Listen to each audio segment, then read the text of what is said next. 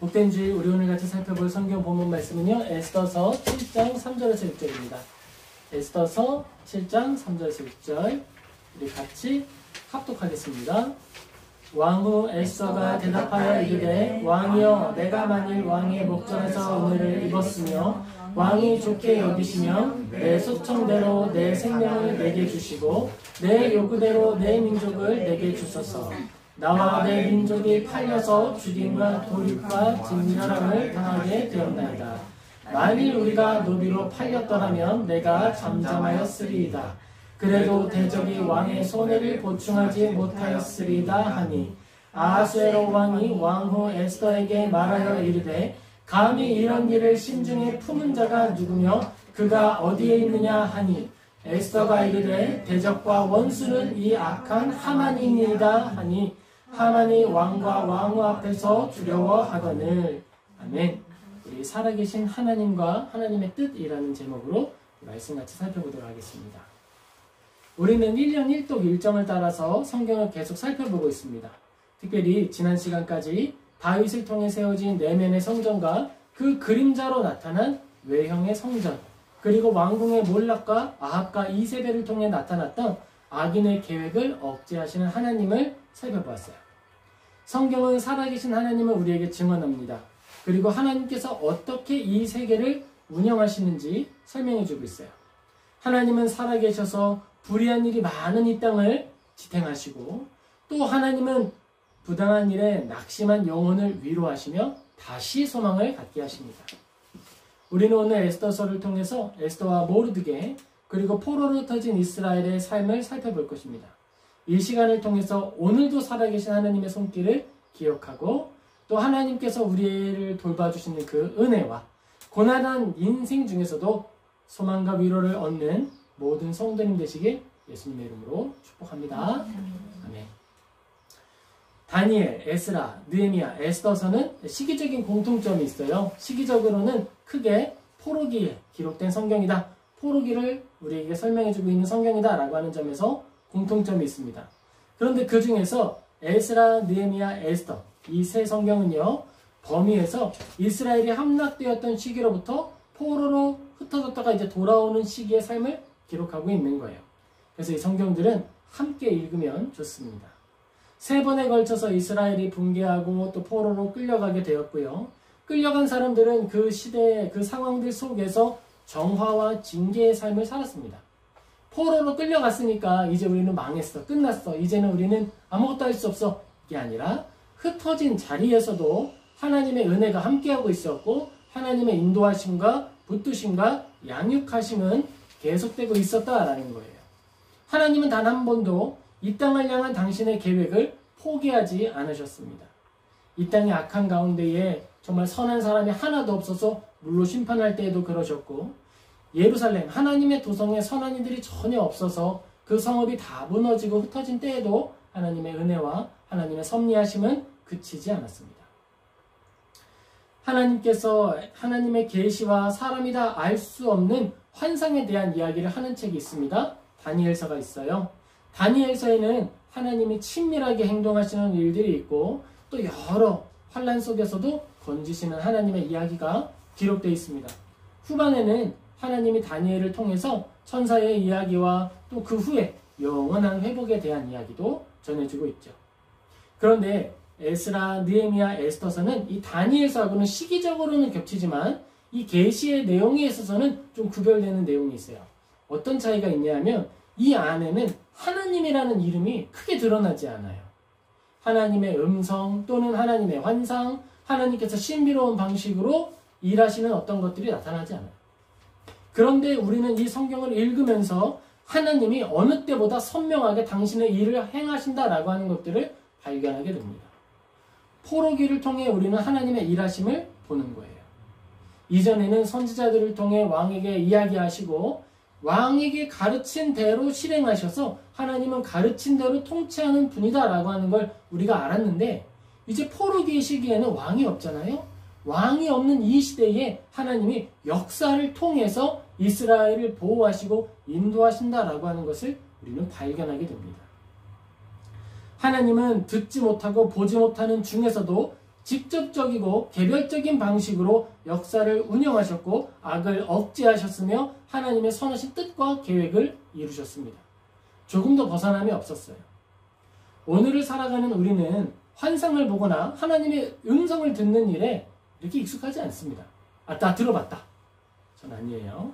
오히려 하나님의 음성이나 환상에 대한 적극적인 소문과 이야기가 있어요. 그런데 그 이야기가 있는 곳에는 천국을 향해 나아갔던 신앙의 옛길, 그 좁고 협착한 길의 가르침과는 조금 다른 이야기가 전해지는 경우가 종종 있습니다. 우리가 믿는 신앙은 어떤 신앙일까요? 우리가 믿는 신앙은 좁은 길로 나아가는 신앙이에요.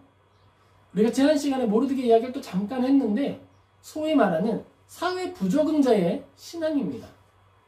하나님을 중심에 두고 나머지를 주변에 배치했더니 마치 카메라로 사진을 찍을 때 중심에 있는 사물을 포커싱을 맞추면 나머지 배경이 흐려지는 것과 마찬가지인 거예요. 하나님께 중심을 맞췄더니 다른 것들이 흐리게 보이는 것입니다. 부적응하는 것이죠. 하지만 그렇다고 해서 그것이 삶의 실패를 의미하는 것은 아닙니다. 신념을 말하는 것이고 우리가 때로는 나의 생명보다 더 추구해야 할 가치에 대한 이야기를 하고 있는 거예요. 우리가 믿는 기독교 신앙은 21세기에 들어서서 만들어진 게 아니죠. 우리가 지금 가지고 있는 이 신앙은 어디까지 거슬러 올라가냐면 휙 하고 간단하게 거슬러 올라가면 종교개혁 시대까지 거슬러 올라가는 거예요. 조금 더 거슬러 올라가면 어디까지 갈까요? 쭉 가면 아담까지 가는 거예요. 그리고 우리에게 지금 주변에 있는 환경을 살펴본다면 유럽의 역사가 기독교의 역사죠. 유럽의 역사가 꼭 기독교의 역사예요. 진리의 역사입니다. 우리는 우리가 손쉽게 얻을 수 있는 신앙의 증언을 이 역사적인 증거들을 통해서 확인할 수 있어요. 여기가 되게 좋은 땅이에요. 우리가 지금 에스라, 느헤미야, 에스더서 이 이야기를 보는데 여기에서 가장 핵심되는 이야기가 뭘까요? 고레스 왕의 칙령이에요. 하나님께서 명령하셨으니까 내가 고레스가 명한다. 너희들은 예루살렘 땅으로 돌아가라. 이 증거가 지금 어디에 있어요? 비행기 타고 1시간 가면 있는 영국의 대형박물관에 있어요. 가면 볼 수 있어요. 우리가 믿는 이 신앙은 이런 거예요. 역사적인 신앙이다. 또한 성경적인 신앙이다 라고 하는 겁니다. 나 혼자 이제 만들어서 누군가가 창시해서 추구하는 신앙이 아니라 하나님이 성경을 통해 우리에게 전해주시고 계승하게 하셨고 따라가게 하신 옛 길, 그 구원의 길을 추구하는 삶이다 라는 거예요. 삶의 내용과 역사의 컨텍스트는 다를 수 있지만 삶을 살아내는 태도와 방식은 똑같은 것입니다. 변하지 않았어요. 동일한 거예요. 우리가 가지고 있는 삶을 살아내는 원리, 이것들은 사실 이 포로기를 살았던 시대의 사람들과 굉장히 유사한 게 많아요. 보이지 않고 들리지 않고 만질 수 없어도 보이는 것보다 더 선명하시고 만질 수 있는 것보다 더 분명한 하나님을 붙들고 살아가는 거예요. 그게 우리의 삶입니다. 그게 기독교 신앙의 역사예요. 우리는 나를 위해 믿음을 갖는 것이 아니고 하나님이 역사하시고 운영하시는 이 시대 위에 나를 도구적으로 내어드리는 거예요. 그게 삶의 예배를 드리는 것이고 하나님을 기쁘시게 하는 삶이 되는 겁니다. 하나님이 나의 뜻을 위한 도구가 되는 것이 아니고 내가 하나님의 뜻을 위한 도구가 되는 것. 그게 우리가 추구하는 신앙의 내용입니다. 기독교 신앙은 성경적이고 역사적입니다. 시대에 유명하고 대단한 학자가 창시한 것이 아니고 대단한 학자가 이야기한다 그래서 이제부터는 저렇게 신앙생활을 해야겠다라고 말하는 것이 아니고 하나님께서 우리에게 알려주신 대로 그 길을 담담히 걸어가는 거예요. 여기서 말하는 담담히 걸어간다. 여기 포인트가 있는 거예요. 기독교 신앙은 되게 담백합니다. 뭔가 좀 심심한데 약간 그런 맛이 있어요. 여러분 진짜 중독적인 건 심심한 맛입니다. 평양냉면에 중독되는 이유가 있는 거예요. 저는 잘 몰라요 맛을. 기독교의 맛은 잘 알고 있어요. 우리는 본향을 향해서 뚜벅뚜벅 걸어갔던 아브라함의 그 길을 걸어가는 거예요. 아브라함이 걸어갔던 그 길을 걸어가는 것이고 또 그런 모습으로 걸어갈 때 우리는 시대의 고난을 이기고 또 시대에서 빛과 소금의 역할을 감당하는 것입니다. 성경적이고 역사적인 신앙을 강조하는 이유가 있어요. 이건요 제가 이걸 강조하는 이유는 우리가 이 신앙을 잘못 사용하면 마치 이 땅을 살아가는 어떤 약물같이 사용하는 경우가 있기 때문에 그런 거예요. 고난이나 환난이나 또는 인생의 현실에 대해서 마취제를 탁 맞는 거예요. 그것처럼 종교를 사용하는 거죠. 종교적 열심을 통해서 현실 도피를 하려고 하는 시도들이 있을 수 있습니다. 그런데 그게 아니에요. 오히려 기독교는 현실을 아주 분명하고 선명하게 확인하는 거예요. 그리고 그 안에서 결코 낙심하지 않는 것입니다. 여기에 놀라운 비밀이 있는 거예요. 시대를 선명하게 바라본다라고 하는 것은 시대의 어두움을 확실히 인지한다는 뜻이에요. 우리가 시대의 어둠을 확실히 인지하면 어떤 마음이 들까요? 먼저 낙심이 돼요. 제가 한국 뉴스를 이렇게 보고 호주에 가서 호주 뉴스를 이렇게 본 적이 있는데 호주 뉴스는 평양냉면 같아요. 뭔가 맛이 밍밍해. 위험한 일이 생길 뻔했지만 생기지 않았습니다. 어떤 일이 또 일어날 뻔했지만 하지 않았습니다. 이런 식으로 이야기가 되는 거예요. 한국 뉴스는요. 핵불닭 볶음면의 맛이죠. 정말 쉽지 않습니다. 어떻게 하루하루가 이렇게 스펙타클하고 정말 하루하루가 어떻게 이렇게 버라이어티한지 알 수가 없어요. 그 어두움을 보고 있으면 마음이 어두워지는 일을 피할 수 없을 것 같아요. 그런데 하나님은요, 그거 아세요? 우리는 몇 가지 뉴스를 통해 실망할 수 있고 몇 가지 뉴스 속에서 낙심하기도 하지만 하나님은 그 모든 일의 진실과 본질을 꿰뚫으시는 분입니다. 그런데 그 하나님이 시대를 지탱하고 계시고 운영하고 계시며 악인들이 적절한 때에 억제될 수 있도록 당신의 힘을 사용하시는 거예요. 그래서 유지될 수 있는 것입니다. 그리고 그 하나님의 손길을 바라보며 어두운 날에도 촛불과 같은 진리의 사람들이 살아내고 있음을 바라보며 우리는 소망을 가지게 되는 거예요. 그리고 이제 우리가 살아가는 삶의 자리에서 촛불로서 살아가는 것입니다. 이 초라고 하는 비유를 제가 자주 사용하는데요. 의미가 있어요. 어떤 의미가 있냐면 이 촛불은요, 연약하죠. 바람이 조금만 불어도 꺼지죠. 빛이 있는 것 같지만 이 초의 몸이 다 녹으면 없어져요. 그런데 놀라운 사실은 가장 어두운 어둠 가운데 그 촛불을 갖다 놓으면요, 아무리 심각한 어둠이 있다 하더라도 그 어둠이 빛의 속도로 도망가는 거예요. 그 촛불이 지키고 있는 그 영역만큼은 어둠이 다가올 수 없습니다. 그리고 그 촛불이 아무리 어둡다 하더라도 자신의 역량만큼 어둠을 몰아내며 밝게 그 시대를 살아갈 수 있게 하는 거예요. 소망이 쓰러지지 않는 것입니다. 우리는, 이 기독교는 현실과 부조리와 악을 직시하며 그럼에도 나아가야 할 길을 확인하는 종교예요. 그럼에도 소망을 가지는 종교입니다. 우리는 오늘 에스더서를 통해서 이야기를 살펴보았어요. 포로로 끌려간 사람들입니다. 잘못했죠. 끌려갔어요. 그 자리에서 하나님을 버리고 또 하나님을 떠난 것이 아니라 회개했습니다. 그리고 믿음을 중심에 두고 삶을 살아갔어요. 성실하게.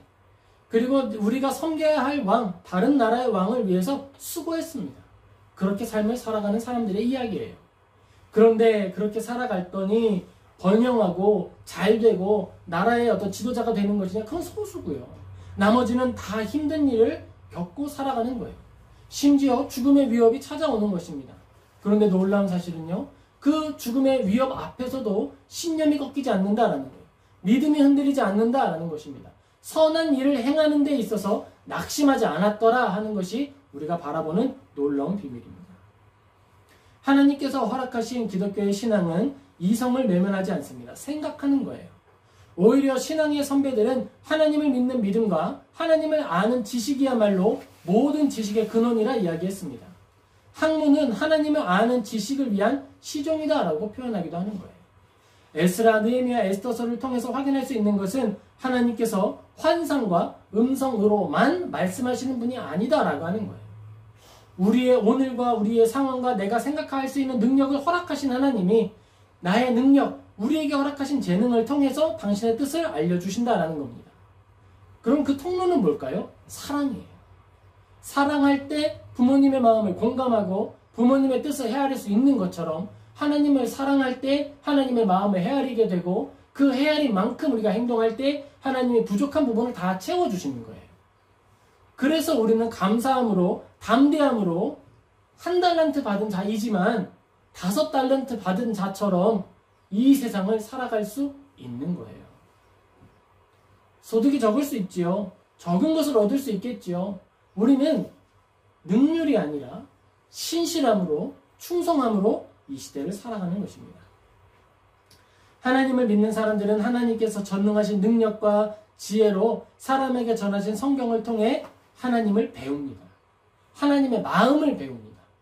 제가 성경을 이렇게 배우고 성경 안에서 제가 죽을 때 이 설교는 꼭 하고 죽어야겠다라고 하는 게 딱 하나 있어요. 뭐냐면 하나님의 마음이에요. 우리가 배워야 하고 우리가 성경을 열심히 읽고 성경 공부를 열심히 하는 이유는 딱 하나인데 하나님의 마음을 헤아리기 위함이에요. 이 시대의 어두움을 바라보는 하나님의 마음을 바라보는 것이고 교회가 죄가 많죠. 실수가 많죠. 그 교회를 위해 목숨을 버리신 예수님의 마음을 바라보는 거예요. 그 일을 위해서 우리가 성경을 배우고 고난이 찾아오는 오늘을 견뎌내며 살아가는 것입니다. 에스라와 느헤미야의 성경의 이야기를 좀 하겠습니다. 이 두 성경에는 특징이 있어요. 뭐냐면 대단한 사람이라는 거예요. 그렇죠? 하나님의 나라를 위해서 하나님의 뜻을 위해서 그들의 삶을 사용했다라는 점에서 굉장히 대단한 사람들입니다. 그런데 하나님의 뜻을 분별하고 그 분별하는 뜻을 따라 살아냈던 내용에 있어서는 그 실행 방법에 있어서는 큰 차이가 있었어요. 우리 그 차이를 한번 살펴보겠습니다. 에스라서 8장 21절에서 22절입니다. 같이 읽겠습니다. 그때에 내가 아하와 강가에서 금식을 선포하고 우리 하나님 앞에서 스스로 겸비하여 우리와 우리 어린아이와 모든 소유를 위하여 평탄한 길을 그에게 간구하였으니 이는 우리가 전에 왕에게 아뢰기를 우리 하나님의 손은 자기를 찾는 모든 자에게 선을 베푸시고 자기를 배반하는 모든 자에게는 권능과 진노를 내리신다 하였으므로 길에서 적군을 막고 우리를 도울 보병과 마병을 왕에게 구하기를 부끄러워하였습니다. 아멘. 자, 그러니까 지금 에스라가 예루살렘 성으로 가려고 하는 거예요. 그런데 우리가 살펴보았듯이 예루살렘으로 돌아가는 사람들은 70년 동안 내가 자리 잡았던 집을 팔고 밭을 팔고 재산을 팔아서 부동산들을 팔아서 이동 가능한 자산으로 소유한 채 이동해야 하는 사람들이에요. 자, 지금 도둑들이 한탕하게 제일 좋은 사람들이 누구예요? 이스라엘 사람들인 거예요. 포로에서 돌아가는 사람들인 겁니다.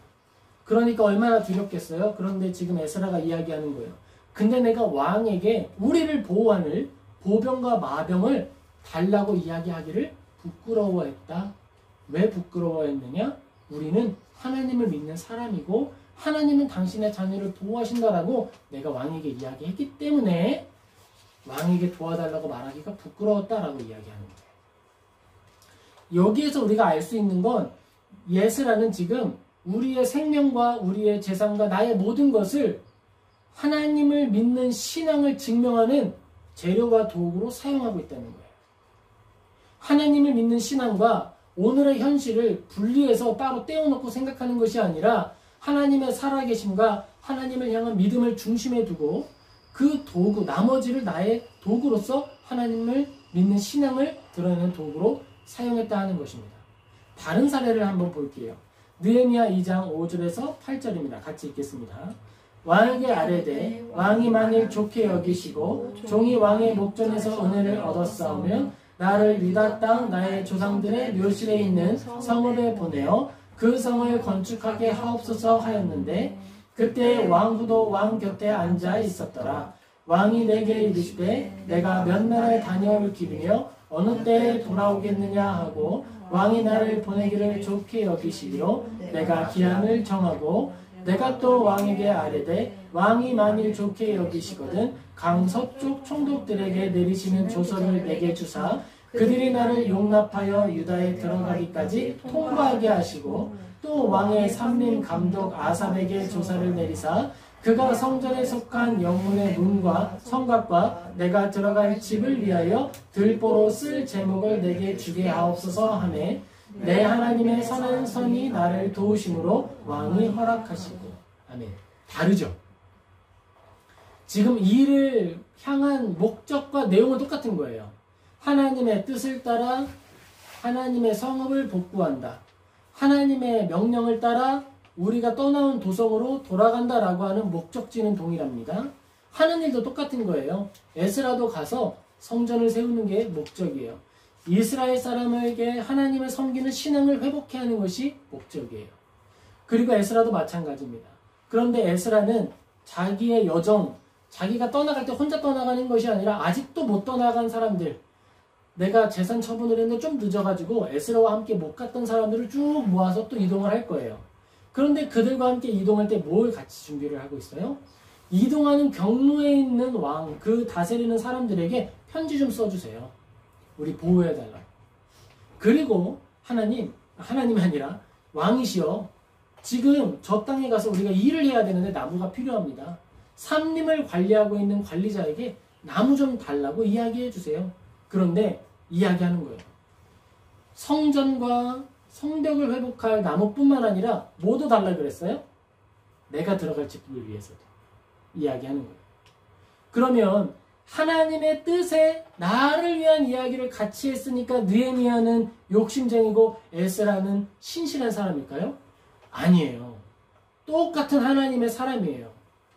이성을 따라 내가 어떻게 행동하는 것이 가장 선한 일인지 분별하고 그 분별된 지성의 결과물을 가지고 실현한 거예요. 실천한 거예요. 우리가 가지고 있는 이 신앙이라는 것은 획일적인 것이 아닙니다.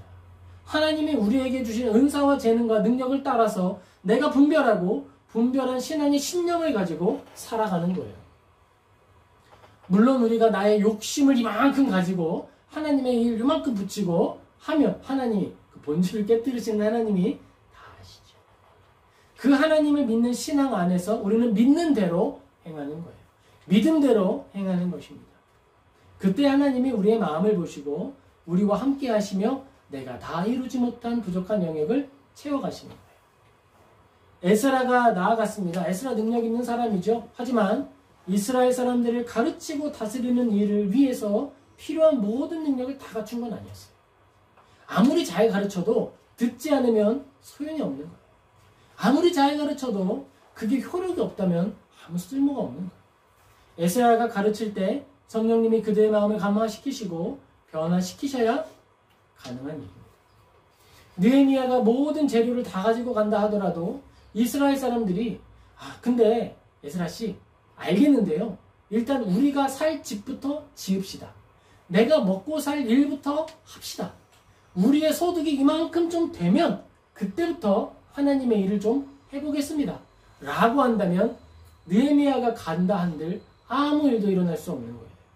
우선순위가 바뀌고 하나님을 향한 사랑이 충만할 때에 그 모든 일이 일어날 수 있는 거예요. 하나님의 음성을 듣고 행하지 않았습니다. 내가 해야 할 일이 무엇인지 분별하고 하나님이 나에게 주신 재능을 따라 할 일을 계획한 거예요. 그리고 실행한 것입니다. 하나님의 능력과 선을 이루시는 강력한 의지가 우리의 이성과 호흡과 삶의 모든 자리를 사용하신다라고 하는 것을 알았던 거예요. 우리도 그걸 잘 기억해야 됩니다. 하나님은 우리의 삶을 사용하는 분이십니다. 그리고 또 우리가 기억해야 할 게 있어요. 내가 가지고 있는 이 계획이 하나님의 큰 뜻을 회방할 수 있다 없다? 없다. 그러니까 우리는 한 달란트 받은 자라 하더라도 담대하게 계획하고 실행할 수 있는 거예요. 아무리 버려도 욕심이 100% 버려져요? 안 버려져요. 안 버려져. 이게 창세기에도 기록이 된 거예요. 사람의 계획이 어려서부터 악할 뿐임을 누가 아신다? 하나님이 아셨다. 그럼에도 불구하고 또 쓸어버리셨어요? 아니요, 안 쓸어버리셨어요. 내가 너희들 안 쓸을게. 다시는 물로 심판하지 않을게. 너에게 계획이 어려서부터 다 악함을 내가 알아. 우리가 가지고 있는 계획이 악하기 때문에 빈 공간이 생길 수 있겠죠? 하나님의 뜻을 이루는 일에 빈 공간이 생길 수 있을 거예요. 그럼 그건 누가 채우시는 거예요? 하나님이 채우시는 거예요. 사울 왕을 하나님이 세우셨습니다. 이스라엘이 하나님을 버리고 왕을 구했다라고 하는 것에 대한 징계의 형태로서, 하나의 징계 형태로서 사울 왕이 나타난 거예요. 그런데 사울 왕이 항상 잘못한 건 아니었어요. 이스라엘이 추구해야 하는, 정복해야 할 성읍들을 하나님은 사울 왕을 통해 정복하게 하셨습니다. 그리고 사울 왕이 다 채우지 못하는 왕의 경건, 왕이 가르쳐야 할 마땅한 도리는 사무엘을 통해 채우게 하셨어요. 내가 추구하는 선한 일들과 내가 행하는 모든 일들 가운데 빈 공간이 있습니다. 에스라가 행하는 모든 일 중에 빈 공간이 있어요. 그건 함께 동역하는 이들을 통해 채우게 하시는 거예요. 에스라가 행하는 일이 있고 느헤미야가 행하는 일이 있습니다. 이 둘이 합쳐져서 온전케 되는 거예요. 에스라가 아무리 능력이 있어도 벽돌 쌓는 일에 있어서 벽돌 공행의 그 능력만큼 할 수가 없는 거예요. 그건 또 그 일의 능력을 가진 일을 통하여 일을 행하는 거예요. 하나님은 우리에게 A부터 Z까지의 모든 일을 다 맡기지 않으세요. 한 달란트 받은 자에게는 하나만 맡기시고 2개 가지고 있는 사람에게는 2개 맡기시고 하나, 2개 가진 이들이 모여서 10과 100의 모든 일을 다 하게 하시는 것입니다. 에스더서를 살펴보면 하나님의 일을 감당하는 사람들의 이야기들이 기록되어 있습니다. 권력 있는 사람들이 톡 하고 밀어내면 곧 죽을 것 같은 사람들의 이야기가 기록되어 있습니다. 다니엘을 살펴보면 마찬가지지요. 권력 가진 사람들이 후 하고 불면 풀무불에 들어가서 다 없어질 것 같은 사람들이 기록되어 있습니다. 그런데 놀라운 사실은 그들이 왕의 권위보다 더 선명하게 손에 붙들고 있는 권위와 법이 있었다라는 거예요. 왕은 옆에 있는 사람이잖아요. 눈에도 보이고 만질 수도 있잖아요. 그런데 그 왕의 명령보다 보이지 않고 만질 수 없는 하나님의 명령을 더 선명하고 권위 있는 것으로 받아들였다라는 거예요. 우리의 삶이 그래야 합니다. 우리의 삶이 그래야 하는 거예요. 내 옆에서 너 나한테 잘 보이지 않으면 승진 못할걸? 이라고 하는 사람의 말보다 살아계신 하나님 앞에 충성하는 것이 더 나음을 신뢰하는 거예요. 그리고 그 신뢰를 쌓아가는 시간이 우리의 삶입니다. 그리고 그 신뢰를 위해서 재료로 주어진 것이 바로 고난과 환난이에요. 고난과 환난은 금을 만든 시간이다 라고 이야기하지 않습니까? 그 금이 뭐예요? 하나님을 향한 신뢰예요. 아무리 풍랑이 몰아치고 아무리 어려움이 찾아와도 금은 변하지 않는 거죠. 하나님을 향한 우리의 신뢰는 변하지 않는 거예요. 나에게 환난이 찾아오고 어려움이 닥쳐와도 우리는 흔들리지 않는 것입니다.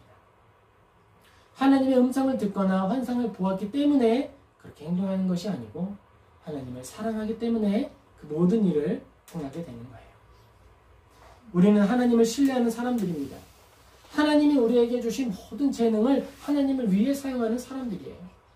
하나님은 우리에게 자유로운 능력을 주셨어요. 그게 우리에게 주신 은사입니다. 이 자유로운 의지에는 지성이 포함되어 있어요. 하나님은 하나님을 사랑하는 마음을 따라 사색하게 하시고 묵상하게 하셨습니다. 다윗이 고백하죠. 내가 하나님의 말씀을 묵상하니 입에 꿀송이와 같다. 달다는 거예요. 그건 하나님을 생각하고 하나님을 기억할 때 우리의 오늘이 행복하다는 거예요.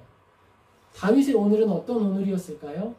광야에서 양을 돌보는 것이고 부모님께 자녀 중 하나로 취급되지 못하는 거예요. 저녁밥 먹는데 선지자 사무엘 온다고 맛있는 거 잔뜩 차려냈는데 막내가 안 왔는데 밥 먼저 먹자는 거예요. 걔 거 안 넘겨도 된다는 거죠. 근데 거기서 하나님 묵상하면 좋다고 하고 있어요. 그리고 우리가 다윗의 삶을 볼 때 그가 광야에서 살아갔던 또 다른 시기가 있었습니다. 사울 왕을 피해서 도망다니던 시대지요. 그때에 다윗은 많은 시편을 기록했어요. 고난과 환난의 시간을 통해 하나님을 찬양하는 가사가 기록되었다라는 거예요. 우리의 삶은 이런 가치가 있습니다. 우리의 삶 중에 이 부분은 좀 잘라서 지웠으면 좋겠다. 소위 말하는 이불킥의 시간이죠. 하나님, 내가 살아낸 시간 중에 이 부분은 좀 이렇게 모자이크 처리를 좀 해주시면 안 될까요? 그런데 하나님은 아니라는 거예요. 그 시간을 통해 찬양받기를 원하신다라는 겁니다. 우리는 하나님을 찬양할 때 새 노래로 찬양하게 될 거예요. 이 새 노래는 나의 삶의 이야기, 나의 삶에 가득 담긴 고난의 이야기, 고난을 헤쳐나가게 하셨던 하나님의 말씀과 하나님의 동행하신 이야기가 될 것입니다. 그게 우리가 하나님 앞에 드릴 삶의 예물이고 삶의 제사의 내용이에요. 하나님은 우리에게 믿음의 내용과 또 믿음을 통해 살아갈 삶의 자리를 허락하셨습니다. 하나님은 우리에게 호흡할 수 있는 능력뿐만 아니라 생각할 수 있는 능력, 그리고 내가 살아갈 삶의 자리를 함께 허락해 주신 거예요. 호흡을 하는 이유와 생각할 수 있는 이유는 하나님이 나에게 맡겨주신 삶의 자리에서 어떻게 살아야 하는가라고 분별하기 위해서 주신 모든 능력입니다. 우리는 그 모든 능력을 사용해서 하나님의 뜻을 이루어가는 거예요. 우리가 하나님의 다스림에 대해서 잘 알고 있죠. 하나님의 다스림은 하나님의 사랑입니다. 이 땅에서 좀 부패한 마음 가운데 하나님의 은혜가 없는 중에 통치를 이야기한다 그러면 우리는 아하수에로 왕이나 여러 왕들의 통치를 생각하게 될 거예요.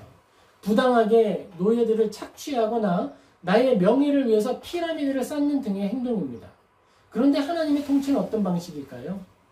예수 그리스도는 왕으로 이 땅에 오셨어요. 우리를 통치하십니다. 어떻게 통치하시죠? 십자가에 오르는 방식으로 통치하시는 거예요. 그걸 이사야서는 포도나무를 돌보는 왕의 이야기, 농부의 이야기를 통해 우리에게 이야기하고 있습니다. 하나님은 농부가 되시고 우리는 그의 포도나무가 되는데 그 왕은 포도나무를 가꾸는 방식으로 돌본다라는 거예요. 포도원의 주인은 농부지요. 그런데 그 농부가 하는 일이 뭐예요? 포도나무를 돌보아주는 거예요. 열매를 더 잘 맺을 수 있도록 나뭇잎을 정리해주고 벌레를 잡아주고 필요한 것이 있는 것이 무엇인지 살핀 다음에 채워줍니다. 그게 다스림이에요. 하나님의 다스림입니다. 하나님께서 우리를 다스리는 방법이에요. 하나님의 아담과 하와를 다스리셨던 내용이었습니다. 아담과 하와야 너희가 어디에 있니? 덤불 속에 숨어 있을 때 찾아가셨고 너희에게 필요한 건 나뭇잎이 아니야. 가죽옷이야. 부족한 걸 채워주셨어요. 그리고 우리도 마찬가지죠. 죄인의 삶을 살아갈 때 허망한 것을 따라가며 걸어갈 때 찾아오십니다. 형규 어딨어? 부끄러워서 숨었습니다. 너에게 필요한 건 그게 아니야. 이거야. 채워주시고 가르쳐주시고 나아가게 하시는 거예요. 하나님은 농부가 되어서 우리의 삶을 일구게 하시고 우리를 지켜주십니다. 우리가 또 이루어내는 순종에 대해서 생각을 해보겠습니다. 그럼 우리는 완전한 순종 할 수 있을까요? 내가 에스라 같이 살 수 있습니까? 느헤미야 같이 될 수 있을까요? 되면 좋죠. 제일 좋죠. 그런데 쉽지 않아요. 그러면 하나 또 생각해 보겠습니다. 우리가 가지고 있는 계획과 우리가 가지고 있는 뜻 안에 욕심을 완전히 배제할 수 있습니까? 없다고 말씀드렸어요. 요한일서는 우리가 진리 안에 있으면 우리와 함께한 죄를 발견할 수 있다. 그리고 발견해야만 한다라고 이야기하고 있습니다. 우리는 그런 존재예요. 완전할 수 없다는 거예요. 그런데 우리에게 하나님이 위로의 말씀을 전하십니다. 우리가 포도나무다 하는 거예요. 포도나무는 무엇으로 자기가 포도나무라고 하는 사실을 드러낼까요? 포도를 열매 맺기 때문에 포도나무인 거예요. 난 포도나무라고 호소합니다. 저는 포도나무입니다. 포도나무 호소인. 그런데 열매를 맺는 걸 봤더니 체리야. 그럼 아무리 호소를 하고 아무리 이야기를 하더라도 그건 체리나무죠. 또 하나의 이야기를 생각해 보겠습니다. 우리가 포도나무라고 스스로 말하기 부끄러워하고 있어요. 왜냐하면 나는 포도나무를 몇 번 포도 열매를 맺어봤는데 먹을 수가 없어. 왜냐하면 알이 작아요. 그럼 그 나무는 포도나무일까요? 포도나무예요. 알이 작아서 도무지 농부를 기쁘게 할 수 없는 열매를 맺는 나무라 하더라도 내가 포도나무의 열매를 맺었다면, 포도를 가지고 있다면 나는 포도예요. 포도나무가 되는 거예요. 그리고 우리가 열매를 많이 맺었어요. 커요. 굵어요. 그런데 거기에 죄의 벌레가 잔뜩 붙어서 벌레 먹은 열매가 있어요. 그럼 그 나무는 포도나무가 아닌가요? 포도나무예요. 벌레가 먹고 얼룩이 있고 그것이 상품 가치가 없다 하더라도 포도나무입니다. 우리가 할 일은 뭐예요? 작고 알이 작고 그리고 벌레 먹었어도 포도나무의 열매 맺기를 쉬지 않는 거예요. 그러면 누가 도와주십니까? 농부이신 하나님이 우리에게 찾아오셔서 필요한 것을 채워주시는 거예요. 아, 너 알곡이 작아? 걱정하지 마, 걱정하지 마. 내가 비료를 줄 거야. 열매를 더 크게 맺을 수 있도록 내가 도와줄 거야. 채워주시는 거예요. 아, 벌레 먹었어? 괜찮아. 나에게 붙어 있어. 그러면 그 벌레 모든 것들을 제거하고 이후에 맺는 열매는 온전할 수 있도록 내가 도와주는 거예요. 하나님이 우리와 함께 하시며 우리에게 당신의 기뻐하는 열매를 맺도록 동행해 주시는 거예요. 그게 우리의 인생입니다. 이스라엘 사람들이 흩어졌던 이유는 우상 숭배였습니다. 벌레 먹은 열매를 맺은 거예요. 그때 하나님이 이스라엘 사람들을 포로로 잠시 보내셔서 그들에게 우상 숭배를 근절하셨습니다. 그 이후로는 오히려 하나님을 율법적으로 섬기는 게 문제가 되었지 우상 숭배가 문제가 되지 않았어요. 하나님은 근절해 주시는 거예요.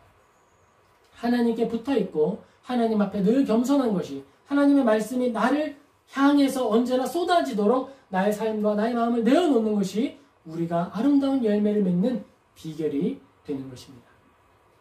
말씀을 정리하겠습니다. 우리 이 말씀들을 기억하며 몇 가지 교훈을 우리의 삶과 영혼에 담기를 소망합니다.